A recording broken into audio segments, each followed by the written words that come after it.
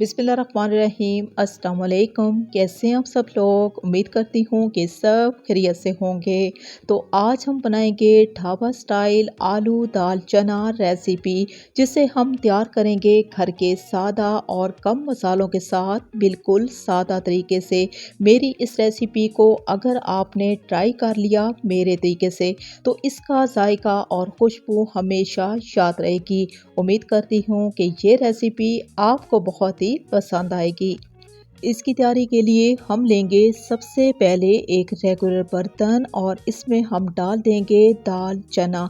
हमने लिए जी ठीक एक पाव दाल चना आधे घंटे के लिए पानी में भिगो के रख दी थी। अच्छे तरीके से हमने इसे वॉश कर लिए। अब इसी दाल में डाल देंगे ठीक 2 गिलास भर के पानी। साथ ही शामिल कर देंगे थोड़ा सा नमक और आधा चम्मच हल्दी पाउडर।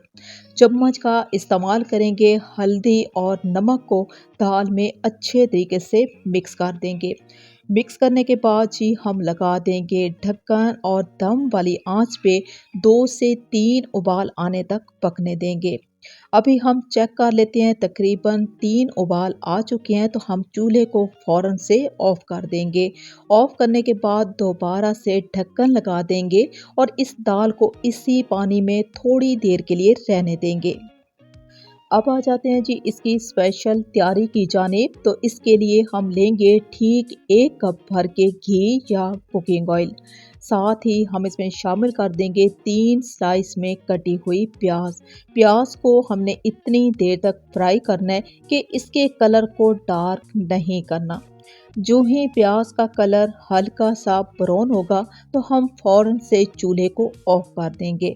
अब इन्हीं प्याज़ों को हम निकाल के मिक्सी जार में डालेंगे और टमाटर के साथ इसका पेस्ट तैयार कर लेंगे। अब इसी बचे हुए घी में हम डाल देंगे आलू। हमने लिए जी आधा किलो आलू और आलू का इस्तेमाल ज़्यादा भी कर सकते हैं। याद रहे कि चूल्हे को हमने ऑफ ही रखा हुआ है।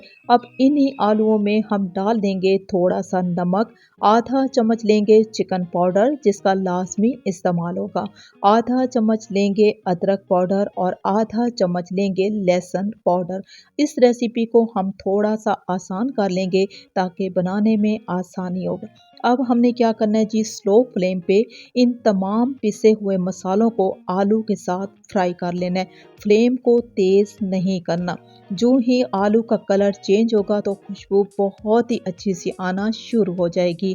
अब इन्हीं आलूओं में हम डाल देंगे ये पेस्ट। इस पेस्ट को तैयार करने के लिए हमने लिए 3 ब्राउन की हुई प्याज, तो 3 ही टमाटर लेंगे और छिलके के साथ ही इसका पेस्ट तैयार करना है। इस पेस्ट को हमने आलू के साथ इतनी देर तक पकने देना है कि इसका तमाम रोगन ऊपर आ जाए। बहुत ही प्यारी लुक के साथ ये मसाला आलू के साथ तैयार हो चुका है। अब इसी मसाले में हम डाल देंगे दाल चना। ये दाल 70% तक गल चुकी है। पानी को हमने रिमूव कर लिया है। अब हमने क्या करना है, बहुत ही हल्के हाथ से दाल को इस मसाले में मिक्स कर लेना है। जब ये अच्छे तरीके से मिक्स हो जाएगी, तो हम इसमें डाल देंगे हस्बे ज़रूरत लाल मिर्चों का पाउडर। आप कम और ज़्यादा ले सकते हैं। मिर्चें शामिल करने के बाद इस स्टेज पे हम थोड़ी देर के लिए इन मिर्चों को फ्राई कर लेंगे दाल के इस मसाले में, ताकि इनका जो कलर है वो निखर के आ सके। हम बना रहे हैं ढाबा स्टाइल आलू दाल चना रेसिपी। रिक्वेस्ट करती हूँ कि इस रेसिपी को मुकम्मल वॉच करें, ताकि एक सादा सी रेसिपी आप तक पहुँच सके। तमाम मसालों की भुनाई जो है बहुत ही अच्छे तरीके से हो चुकी है। अब इसमें हम पानी का इस्तेमाल करेंगे।